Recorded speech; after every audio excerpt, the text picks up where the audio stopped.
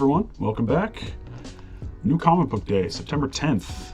Getting this out the morning after, just with some schedule changes. It's kind of, wasn't able to record anything yesterday, but we got some comics to talk about. So I'm going to do what I did last week and basically read them, record my thoughts, and then move on to the next one, do the same thing until we get through all of them. So this week we have Ultimate Spider-Man Incursion number 4. I've liked the series so far. It hasn't been mind-blowing, but I think it's pretty good. We got Captain America number 3. Very interested in this one. I think the first 2 issues have been really solid, so interested to see what happens here. And Doom's on the cover, so that's a plus. Let's see. We have, of course, Absolute Batman number 12.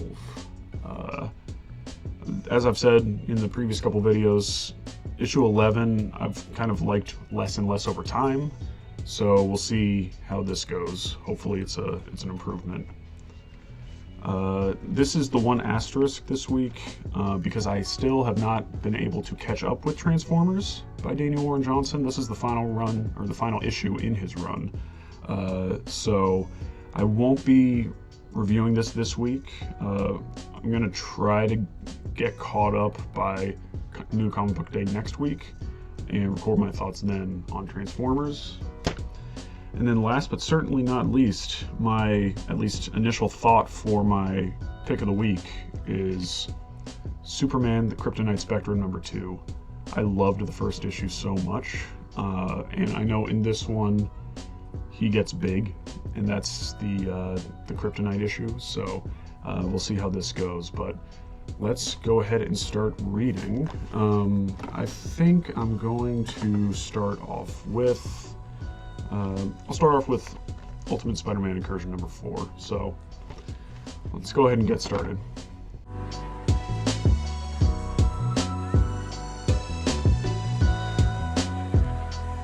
Just finished up Ultimate Spider-Man Incursion number 4, and I enjoyed it. It was just kind of a fun read, to be honest. Kind of continuing Miles and May's relationship, as at the end of the last issue, Magic came in and kidnapped Miles' sister. So May and Miles basically used Nico's staff. Nico lent them her staff and to teleport them to where they need to go. And there's a fun kind of interaction with them in a cabin where they're using a translation app because he speaks English and May speaks Japanese, to kind of just talk to each other for a little bit. And I don't know anything about where Miles is continuity wise and his story overall, but I really like his relationship with May. It'd be kind of cool if they got together, but I'm not sure if this universe is long to exist much longer. There's a cool fight scene. They eventually do find Magic, and they can't obviously do the translation app in real time during a fight, but Miles basically makes a tokusatsu, or like a Power Rangers type pose. May understands, and get this awesome full page splash of them pulling Magic with Miles's webs and then just kicking her in the face. But yeah, it was a fun issue overall. Of course, Billy gets kidnapped again at the very end, but issue number 5 next month is the last issue of this miniseries, so we'll see what happens. I'd give that a solid like 3.5, or like between 3.5 and 4. Probably lean more toward 3.5, but yeah, enjoyable read. But next up we will do we'll do Captain America and kind of see how that story is progressing at this point.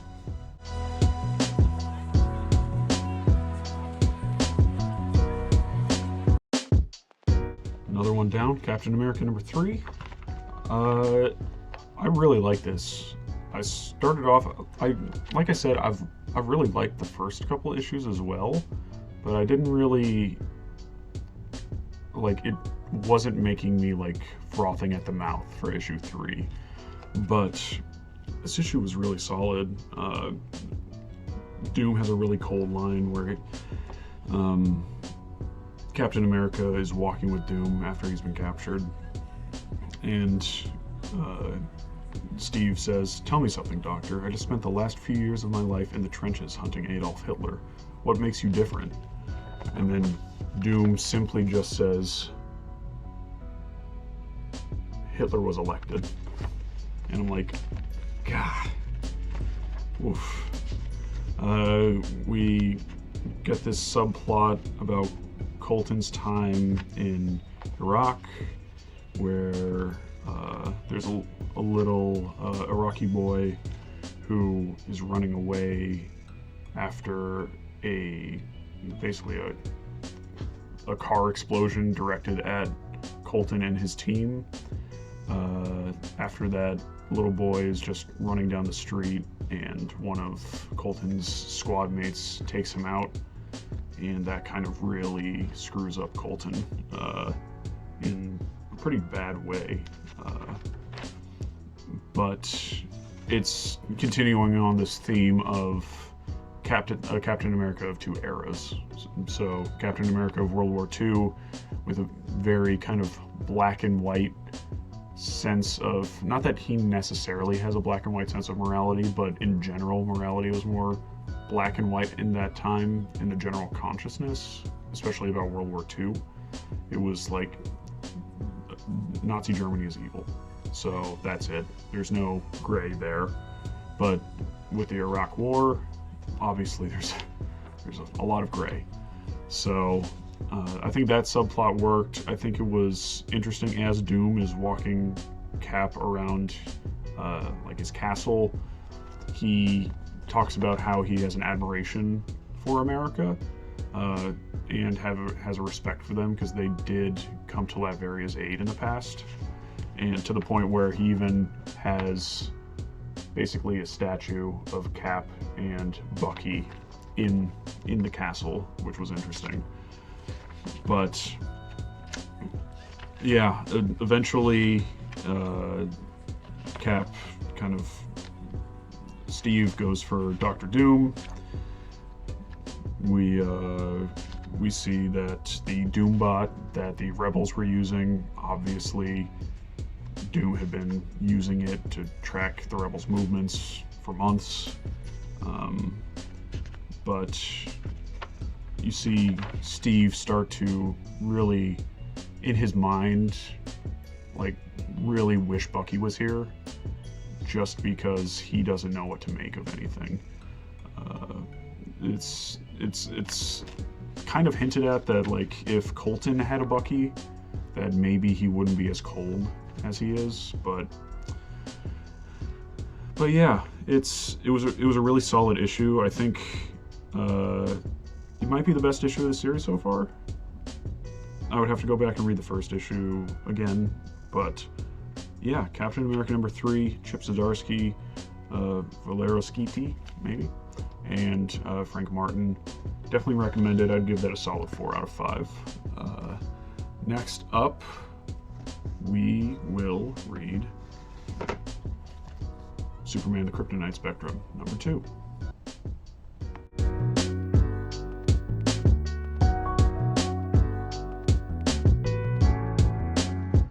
Okay, Superman Kryptonite Spectrum #2, just finished that up. Just hit myself in the face as well.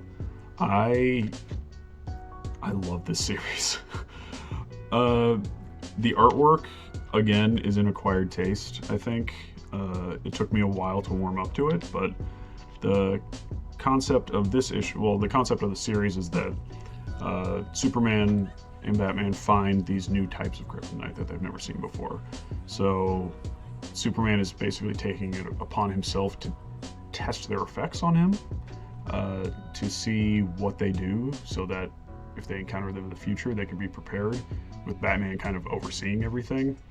So in the first issue, the kryptonite that was tested messed up his sense of time and space to the point where there was an entire fight sequence that was completely out of order, and eventually it gets to, like, I think it was a full splash page of Superman basically taking all of the panels of the fight that were in the previous pages and holding them and like rearranging them into order, which I thought was just awesome.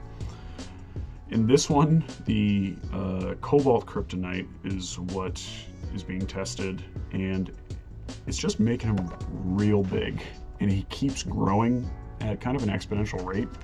So they're trying to figure out exactly A, if there's an upper limit, and B, they're not sure how to get him smaller again. But it may be the funniest double page splash I've seen in a comic in a while.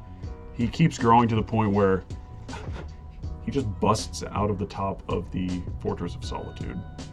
And I literally laughed out loud when I got to that page.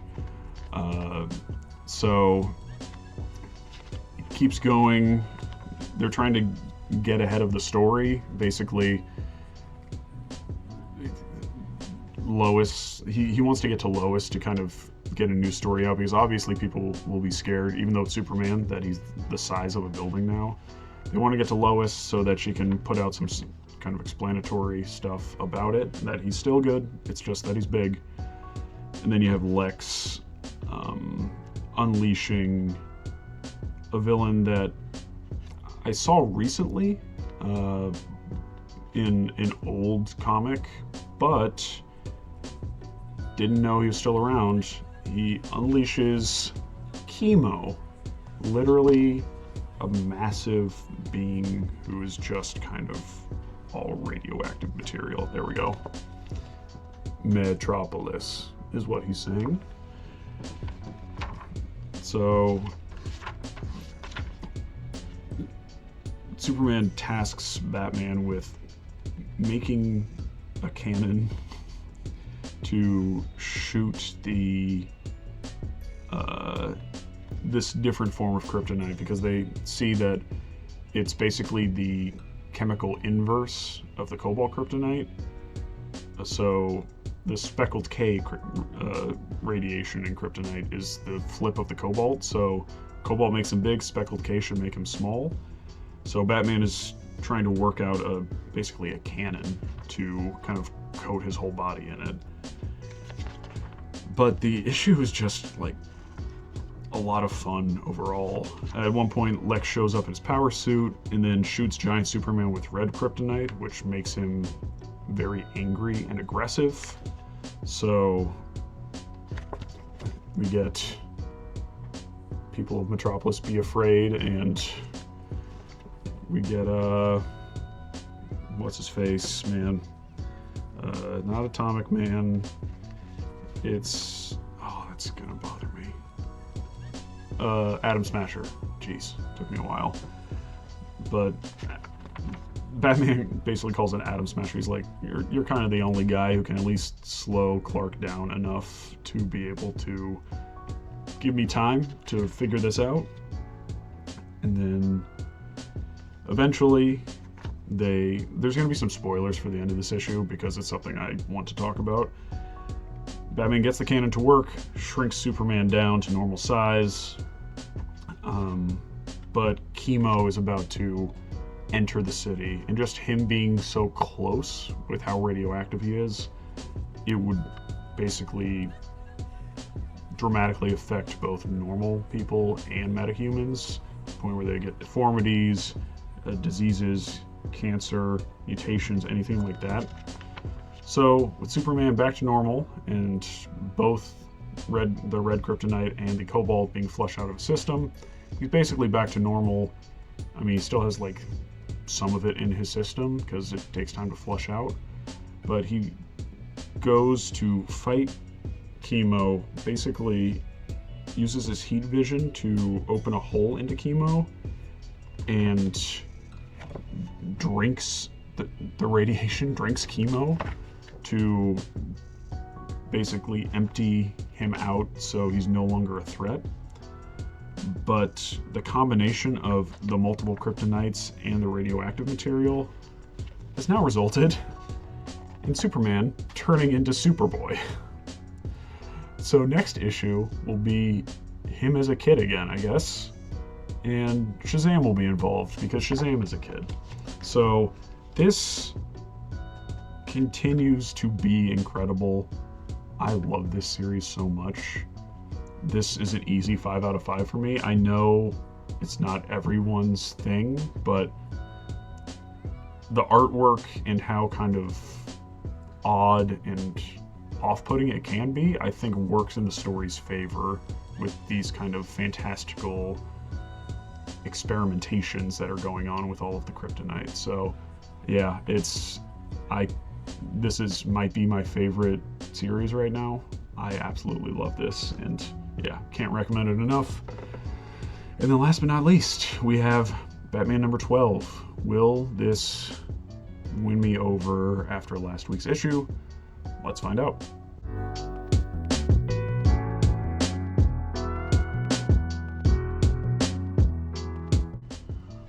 Whew. Absolute Batman number 12. I definitely really, I don't know if I can say liked the issue, but man, that was brutal. So unlike last issue, this completely takes place in reality. There's no hypothetical situations we're watching play out or anything like that. We see the aftermath of the final panel of last month's issue where Bruce's friends are basically found by Bane, and kind of what happens next after that. And it is hard to see. I will say, Nick Dragotta, I like his art pretty much across the board, with the one exception being like close-ups on Bruce's face, because he kind of looks like a little kid. I don't know if that's intentional, but like, that's Bruce right there. I don't like it. But yeah, we see the aftermath of what happens. At the beginning of the issue, it's revealed that Alfred has found Bruce and kind of nursed him back to health. Bruce still has Venom in him. We're yet to see how that kind of plays out, but he's been basically unconscious for 20 days. So he goes back to his mom's house. His mom slaps him. Like, how could you? I'm so worried about you. And Bruce is like, no, I totally get it. I'm sorry, Mom. And she's like, especially with what happened after Ozzy. And he's like, what happened to Ozzy? She's like, you don't know. And so we go to the hospital and see what Bane did to Cobblepot. The nurse describes what happened. She says they broke nearly every bone in his body, some in multiple places, but somehow they did it in a way that missed each vital organ. It was precise, surgical, cruel beyond measure. If Oswald lives, he'll be almost 2 feet shorter, and his hands and feet... ... It'll be hard, Bruce. A life of constant pain. And it's just, like, I guess I should put some sort of advisory on this, but God. So this is what Cobblepot looks like now. This is basically the absolute version of how Batman's Rogues Gallery came to kind of look like his main continuity Rogues Gallery, kind of. So this is what Cobblepot looks like now. Swollen, hunched, not talking. It's gross. And then next they go over what happened to Harvey. And man, Harvey tries to come after Bane with like a glass liquor bottle. Bane just picks him up by the throat, takes the bottle, and then smashes it into his head, and looks like he just completely sandwiches Harvey's head. But then he basically held down Harvey's face with his foot, lit a poker chip on fire, and threw it into oil, I believe, to burn half of his entire body. So that's how Two-Face was made. And then, last but not least, good old Eddie Nigma. Bane basically kind of crushed his head, and then he somehow found a way to, like, integrate technology into his brain. And he says, Eddie says, "It only took him a minute to beat me, and before I knew it, he was shaking my head, slamming the front of my brain into my skull. The frontal lobe, the part responsible for intelligence. Bang. It was wild, Bruce. Like bang. And suddenly, facts became questions. Bang. Questions. Questions everywhere." And Eddie is clearly delirious. He said about Bane, "He helped me. He was challenging me. Maybe he was challenging all of us." And so Bruce is basically responsible for all of his closest friends. And again, Killer Croc helped him escape, but he has been turned into a crocodile. So, oh man. The issue ends with someone breaching like the sensors that at the building that Alfred and Bruce are at. So they go out, assuming it's Bane, and then that's kind of where the issue ends. Man, that was such a brutal issue. I'm a little bummed out that I really liked the Rogues as Bruce's allies in this, almost like as a team. And it seems like from what Harvey said and the way Eddie is, that they are now his villains as well. They hold him responsible for it, and even Wailing Killer Croc was angry with him about it. So I am bummed out that that has kind of reverted back to the status quo. How it did was kind of mind-blowing, but yeah, I would give that probably like a 4.5 out of 5. Again, just that half point for being kind of bummed out that his Rogues Gallery is gonna just probably turn into his Rogues Gallery. But yeah, strong bounce for me personally. Strong bounce back from last week. So Snyder and Dragotta back on the map. I'll tell you what. But let's get into my pick of the week. Okay, so pick of the week. It was really close, and just because I necessarily give something a higher score doesn't necessarily mean it's my pick of the week. I try to factor in both like objective quality of the story and art and everything with my own enjoyment. And I think from that point, you know what, I'm going to kind of give this the edge, and I'm gonna say Absolute Batman number 12. I loved, obviously, the Kryptonite Spectrum number 2, but I think that the first issue was just so creative with the presentation of the kryptonite effects, and that the just emotional impact of Batman hit me so hard.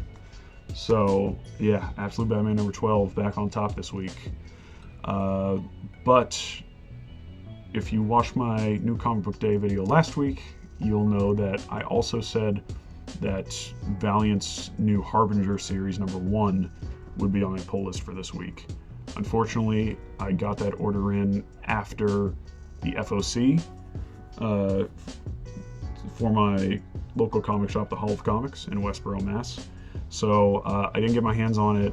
I probably will, and next week I will try to include that as well, potentially. I don't know. I don't want these videos to be enormously long.